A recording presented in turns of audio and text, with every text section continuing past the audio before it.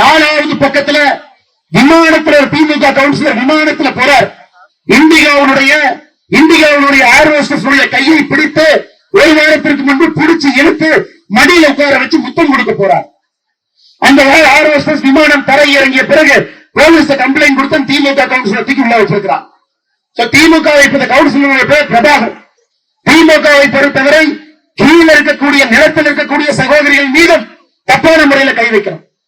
மேல பறக்கிறாங்க, அங்க இருக்கக்கூடிய விமான பணிப்பெண் மீதும் கை வைக்கிறோம்.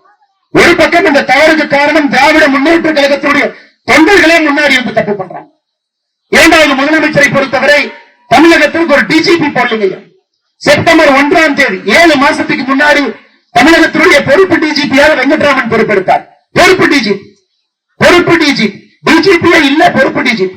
அந்த டிஜிபி என்னங்க அதிகாரம் இருக்கு? செப்டம்பர், அக்டோபர், நவம்பர், டிசம்பர், ஜனவரி, பிப்ரவரி, மார்ச் 8வது மாசம் இன்னும் டிஜிபி போடும். டிசம்பர்ல அந்த டிஜிபி லீவ்ல போறாரு. பொறுப்பு டிஜிபிக்கு பொறுப்பு டிஜிபி போட்டார். இன்னைக்கு தமிழகத்தில் பொறுப்பு டிஜிபி இருக்கு.